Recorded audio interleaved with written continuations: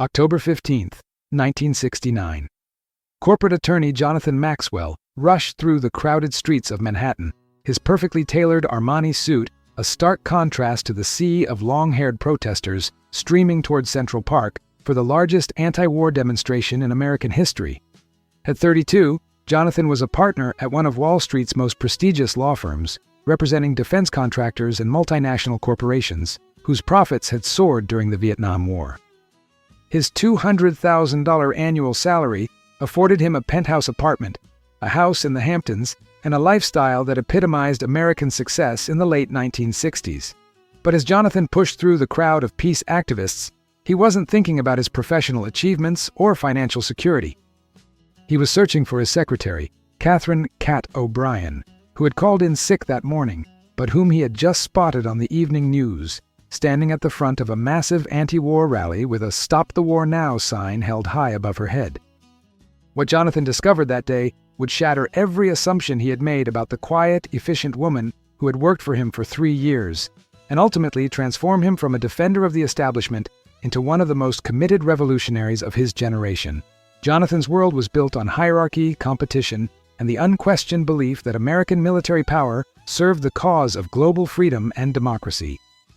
His law firm, Maxwell Sterling & Associates, specialized in international corporate law, helping American companies navigate overseas markets and government contracts. Many of their biggest clients were defense manufacturers who had grown wealthy supplying weapons, aircraft, and military equipment to the Pentagon's war machine. Jonathan had never questioned the morality of representing these companies. In his mind, he was simply providing legal services to legitimate businesses that were supporting America's fight against communist expansion. His Harvard law degree, his family's political connections, and his natural talent for complex negotiations had made him wealthy and powerful before his 33rd birthday, exactly as he had always planned. Cat O'Brien had been the perfect secretary for Jonathan's high-pressure practice, intelligent, organized, discreet, and seemingly content to work long hours without complaint or personal drama. She arrived each morning at 7:30 a.m. with his coffee prepared exactly as he liked it, managed his calendar with military precision, and handled sensitive client communications with professional competence that impressed even his most demanding corporate clients. Jonathan had always appreciated her efficiency, while remaining completely unaware of her inner life, her political beliefs, or her activities outside the office.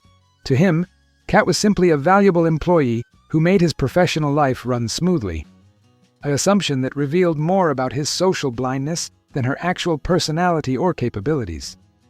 The massive anti-war demonstration known as the Moratorium had been organized by a coalition of peace groups demanding immediate withdrawal of American forces from Vietnam.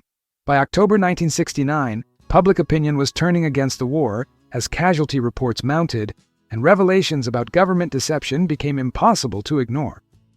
But Jonathan's social circle remained largely insulated from anti-war sentiment, surrounded by businessmen, politicians, and military contractors who viewed the peace movement as naive idealism at best, communist subversion at worst.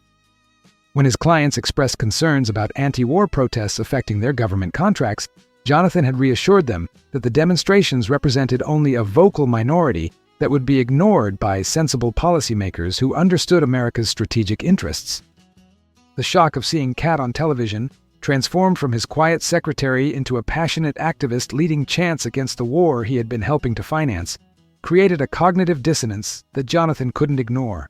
The woman he had worked alongside for 3 years, who had typed his letters to defense contractors and scheduled his meetings with Pentagon officials, was actively protesting the very system that employed them both. Either Cat was living a double life of stunning deception, or Jonathan had been so absorbed in his own world that he had completely failed to notice the political convictions of someone he saw every day. Both possibilities were deeply unsettling to a man who prided himself on his perceptive understanding of people and situations. Jonathan's decision to leave his office and search for Cat in the chaos of the demonstration was impulsive and unprecedented. He had never before allowed personal concerns to interrupt his professional responsibilities. But something about seeing her on television, looking so alive and committed in a way he had never witnessed in their workplace interactions, compelled him to abandon his afternoon appointments and venture into a world he had always avoided. As he walked through the crowd of protesters, Jonathan felt like an anthropologist studying an alien culture. The music, the chants, the passionate speeches, the obvious camaraderie among people who had never met before. Everything about the demonstration challenged his understanding of political engagement and social change. Finding Kat in a crowd of over 250,000 people seemed impossible, but Jonathan was guided by a determination he couldn't fully explain. When he finally spotted her near the main stage, she was even more transformed than she had appeared on television. Her usual conservative business attire had been replaced by flowing peasant clothes and flowers in her hair, her professional demeanor replaced by animated conversation with other activists, her quiet efficiency replaced by passionate engagement with speakers who denounced the war as immoral and the government as criminal. For several minutes, Jonathan simply watched, trying to reconcile this vibrant, politically committed woman with the reserved employee he thought he knew. Before you continue this incredible journey of personal and political awakening with us, make sure to subscribe to our channel for more amazing stories of love, transformation, and the courage to challenge everything you thought you knew about the world. When Kat finally noticed Jonathan standing at the edge of the crowd, her expression shifted through surprise, embarrassment, and finally defiant resolution.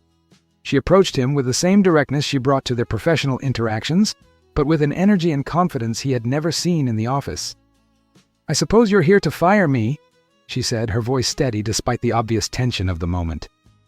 "I called in sick because I couldn't bear to spend another day typing letters that help perpetuate this murderous war. I know you think I'm naive and irresponsible, but I couldn't live with myself if I didn't at least try to stop what's happening in Vietnam." Her words hit Jonathan like a physical blow, not because they were harsh, but because they forced him to confront the moral implications of work he had never examined from an ethical perspective. Jonathan's response surprised both of them. Instead of anger or professional disappointment, he felt curiosity and a strange sense of relief. "I'm not here to fire you," he said, having to raise his voice over the crowd noise. "I'm here because I saw you on television and realized I don't know anything about who you really are or what you really believe. I've been so focused on our professional relationship that I never bothered to discover what kind of person I've been working with for 3 years." Kat studied his face, searching for signs of sarcasm or manipulation, but finding only genuine confusion and interest. "And what if you discover that I'm exactly the kind of person you've been taught to despise?" she asked. "What if I tell you that I think this war is evil, that the companies you represent are profiting from mass murder, that the whole system you've devoted your life to serving is fundamentally corrupt?" The questions hung in the air between them, as speakers on the distant stage continued denouncing American foreign policy and demanding immediate peace. Jonathan found himself genuinely considering Kat's challenges rather than dismissing them as radical propaganda. "Then I guess I'll have to decide whether I can continue living in willful ignorance," he replied, surprising himself with his honesty. "Because seeing you here, seeing how alive and committed you are to something you believe in, makes me realize that I've never been committed to anything except my own success. I've never asked myself whether the work I do actually makes the world better or worse." Kat's expression softened as she recognized that Jonathan's presence at the demonstration represented genuine seeking rather than professional surveillance or personal judgment. The conversation that followed was the most honest exchange they had ever shared, conducted in fragments between speakers and songs as the massive demonstration continued around them. Kat explained how her younger brother had been killed in Vietnam 6 months earlier, transforming her from a politically disengaged young woman into a committed peace activist. She described the moral agony of working for a law firm that represented the military-industrial complex, while secretly believing that the war was morally wrong and strategically disastrous. "I needed the job," she admitted. "I'm supporting my mother and my younger sister, and positions that pay what you pay are hard to find for women without college degrees. But every day I stayed at my desk felt like a betrayal of everything I believed about right and wrong." Jonathan listened to Kat's story with growing understanding of how his own privilege had insulated him from the human costs of policies he had helped implement. His college deferment had protected him from military service, his family's wealth had shielded him from economic consequences of the war, and his social circle had reinforced rather than challenged his assumptions about American righteousness. "I've been living in a bubble," he realized aloud. "I've been so focused on being successful that I never stopped to ask whether success was worth achieving if it required ignoring suffering and injustice." Kat nodded, recognizing in Jonathan's words the beginning of the political awakening that had transformed her own life after her brother's death. As the afternoon progressed and the demonstration reached its climactic moments, Jonathan found himself swept up in the energy and passion of the crowd despite his initial skepticism. The speakers' arguments against the war were more sophisticated and well-documented than he had expected. Their critiques of American foreign policy more nuanced than the communist propaganda he had been taught to expect from peace activists. When the crowd began singing, "Give Peace a Chance," Jonathan surprised himself by joining in, his voice mixing with hundreds of thousands of others in a moment of collective hope and determination that he had never experienced before. "This is what democracy looks like," Kat said, taking his hand as they sang together. "This is what it means to actually participate in shaping the future rather than just accepting whatever those in power decide for us." The walk back to Jonathan's office after the demonstration felt like traveling between two different worlds. The passionate energy of the peace rally had been replaced by the familiar rhythms of corporate Manhattan, executives in expensive suits hurrying to evening meetings, police officers who had been suppressing protesters just hours earlier now directing traffic with professional indifference, construction cranes building monuments to capitalism against a sky that still echoed with songs of revolution. Jonathan and Kat walked in contemplative silence, both processing the magnitude of what had transpired between them. The professional boundaries that had defined their relationship for 3 years had been permanently shattered, replaced by something neither of them could yet define, but both recognized as profound and irreversible. The conversation that continued in Jonathan's office revealed the depth of Kat's political understanding and the sophistication of her analysis of American foreign policy. She had been reading extensively about Vietnam, studying government documents that contradicted official narratives about the war's progress and purpose, connecting with other activists who were researching the economic interests that benefited from continued conflict. "The Pentagon Papers haven't been published yet," she explained, "but information is leaking out through various sources. What the government has been telling the American people about Vietnam bears almost no relationship to what's actually happening there. We're not defending democracy. We're propping up a corrupt regime that most Vietnamese people oppose."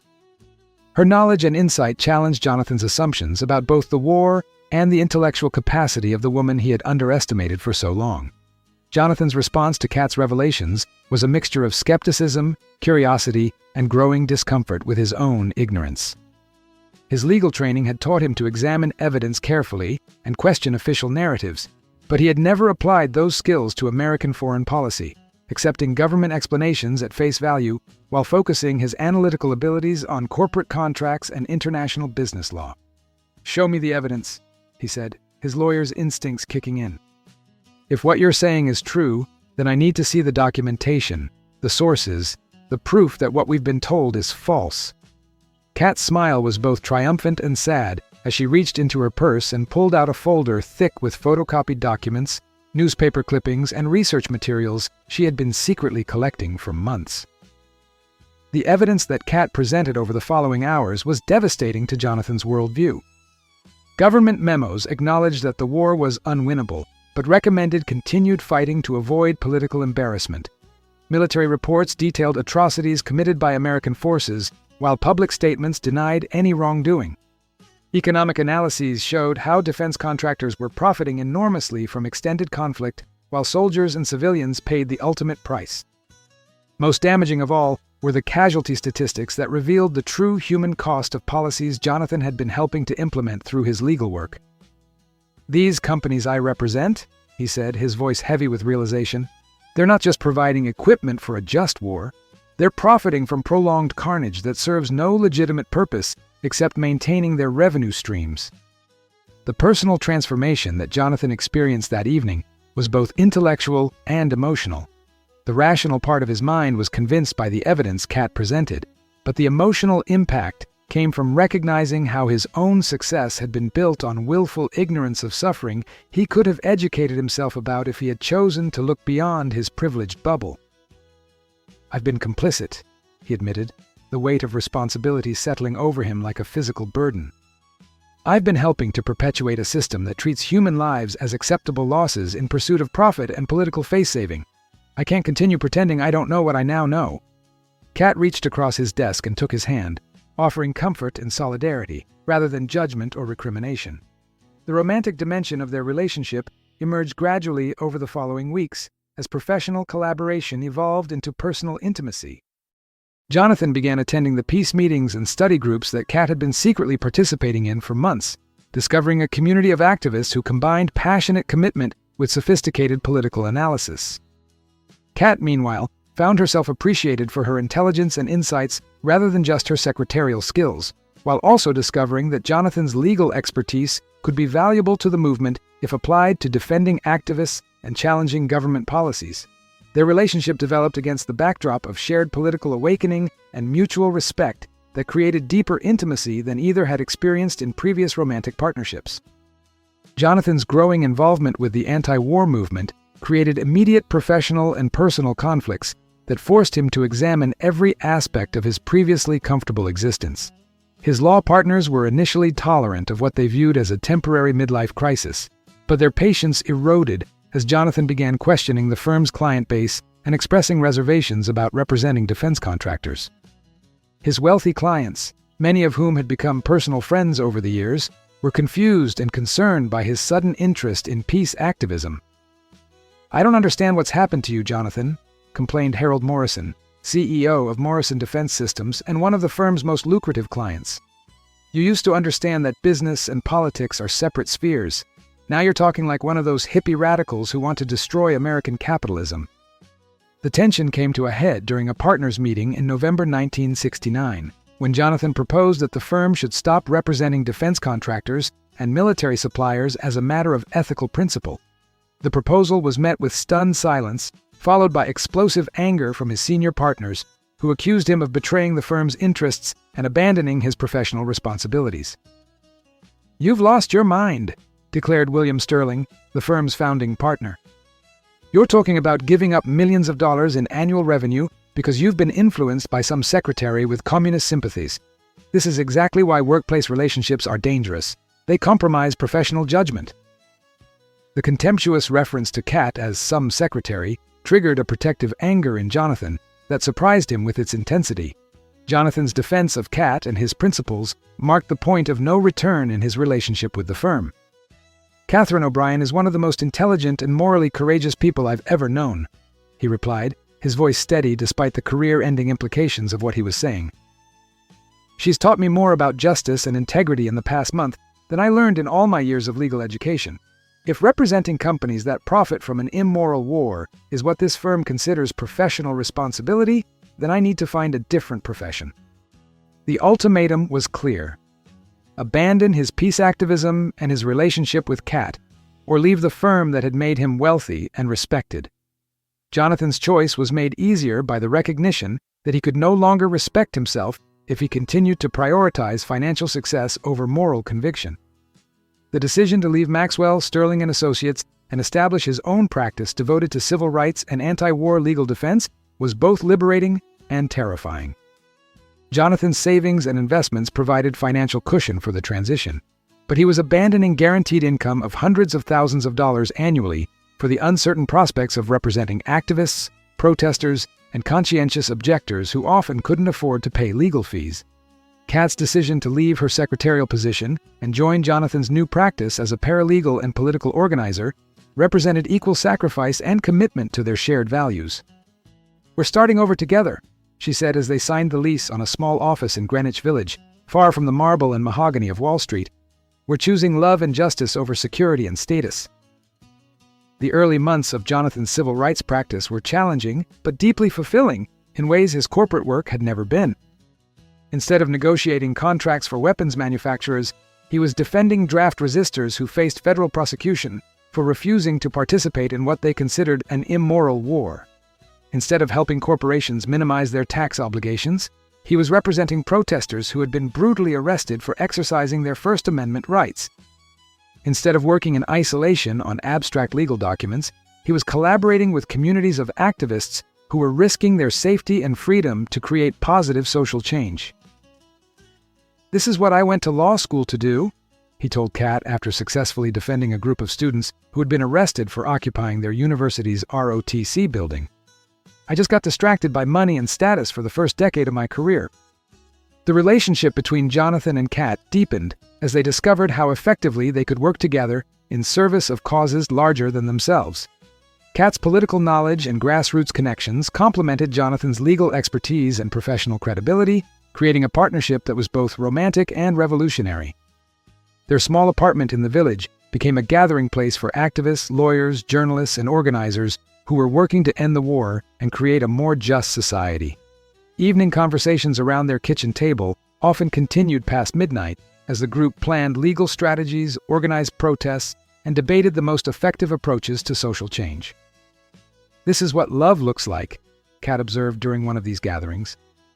"It's not just personal affection, it's the commitment to create a world where everyone can experience safety, dignity, and freedom." The success of Jonathan's legal practice surprised even supportive friends who had worried that his idealistic career change would end in financial disaster.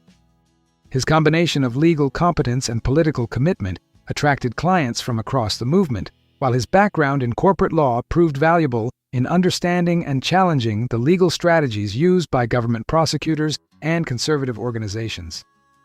By 1971, Jonathan had assembled a team of like-minded lawyers who shared his commitment to using legal skills in service of social justice, creating one of the most effective civil rights practices on the East Coast.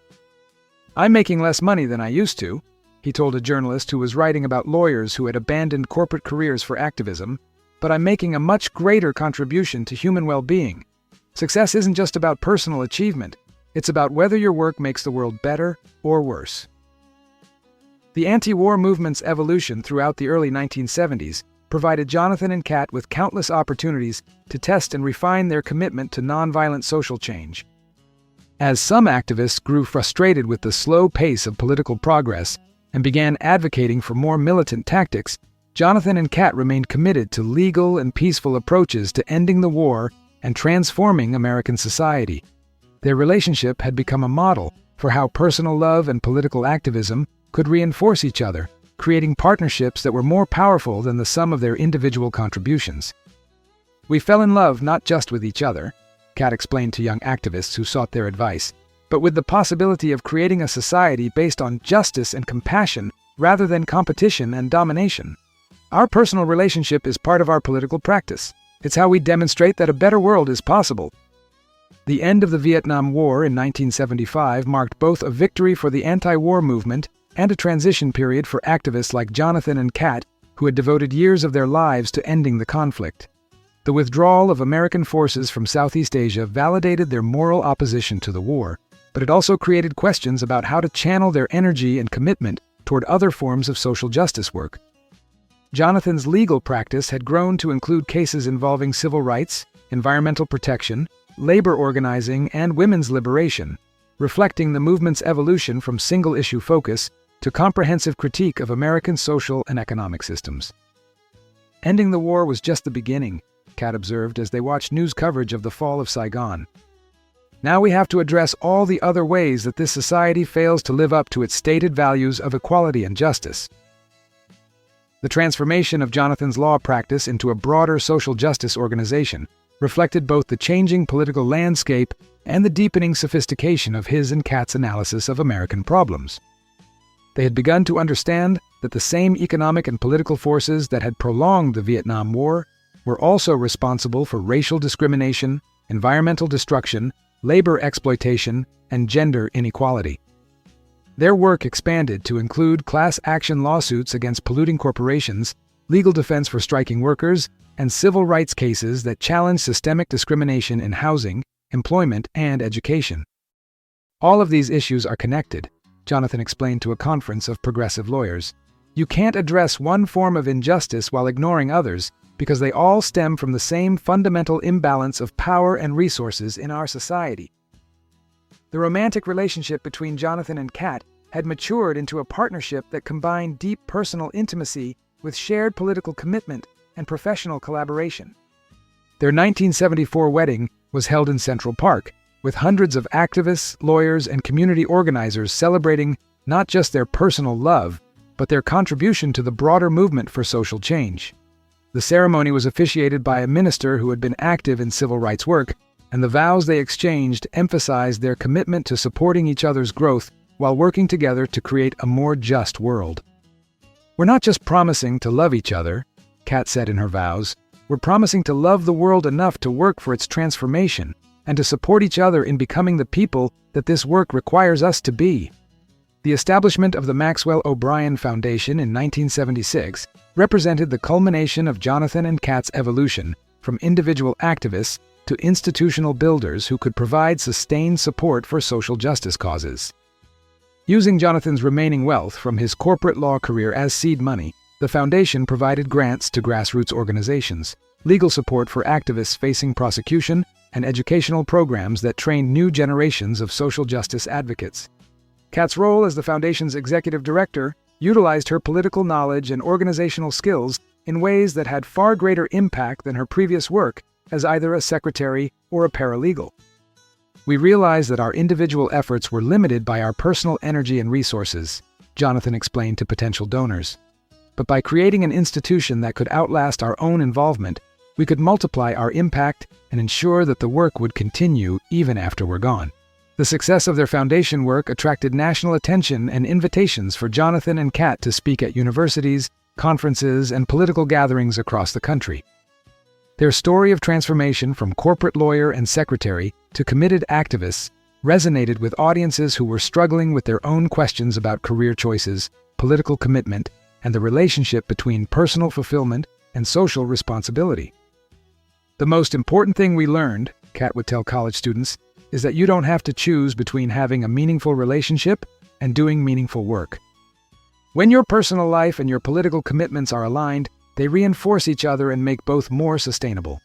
Their presentations always emphasized that significant social change required both individual transformation and collective action, both personal integrity and institutional innovation. The challenges of maintaining their activism and their relationship through the more conservative political climate of the 1980s tested Jonathan and Kat's commitment and forced them to adapt their strategies without abandoning their principles. The Reagan administration's policies represented a systematic rollback of many of the social justice gains of the previous decades, while the anti-war movement's coalition fractured as different groups pursued divergent priorities and tactics. Jonathan and Kat responded by deepening their focus on local organizing and institution building, recognizing that sustainable change required strong community-based organizations that could survive changes in national political leadership. "We learned not to depend on favorable political wins," Jonathan reflected during this period. "Real change happens at the grassroots level, in communities where people are organizing to address their immediate needs while building power for longer-term transformation." The birth of their daughter, Sarah, in 1978 added new dimensions to Jonathan and Kat's relationship and their political work. They were determined to raise their child with the values of justice and compassion that had guided their own transformation, while also ensuring that she could develop her own identity and make her own choices about political involvement. Sarah grew up in a household where political discussions were common but not imposed, where activism was modeled as a normal part of adult responsibility rather than exceptional heroism. "We wanted her to understand that working for justice is just what decent people do," Kat explained to other activist parents. "Not because it's required or because it's the only valid way to live, but because it's one important way of expressing love for humanity and care for the future." The evolution of their work through the 1990s and into the new millennium reflected both the changing nature of social justice challenges and their own maturation as organizers and institution builders. Environmental issues became increasingly central to their foundation's work as climate change emerged as a threat to human survival, while economic inequality grew to levels that undermined the basic premises of democratic society. Jonathan's legal practice increasingly focused on corporate accountability and environmental protection, while Kat's organizing work emphasized building coalitions that could address the interconnected nature of social and environmental problems. "We're facing challenges that require unprecedented levels of cooperation and systemic change," Jonathan told a gathering of environmental lawyers in 2000. "The same kind of thinking that created these problems won't be sufficient to solve them." The September 11, 2001 terrorist attacks created new challenges for civil liberties and social justice advocates, as government security measures threatened many of the rights that activists had fought to protect during previous decades.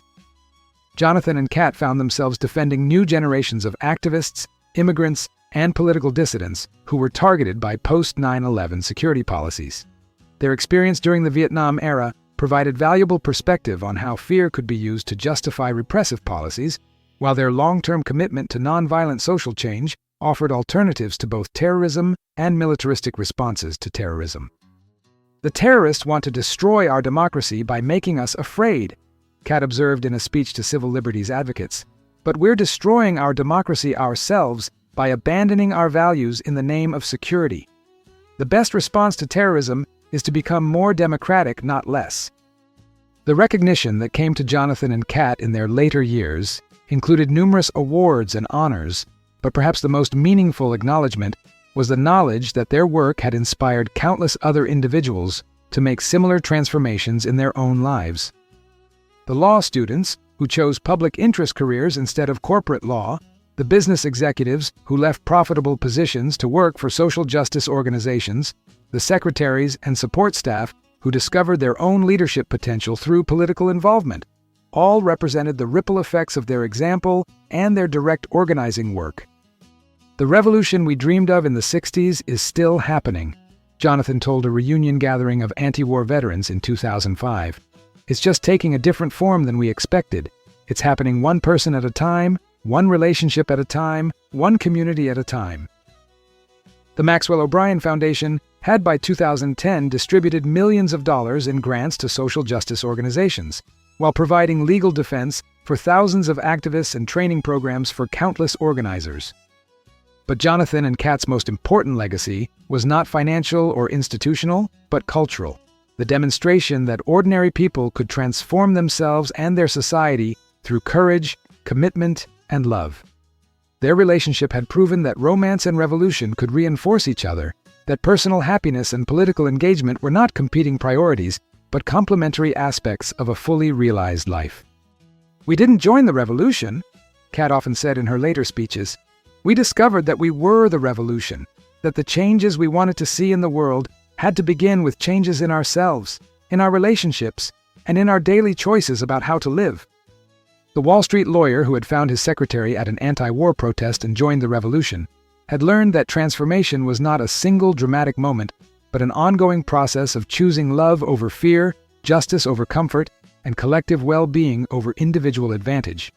His story and Kat's story had become part of the larger narrative of their generation's struggle to create a society that honored the dignity and potential of every human being.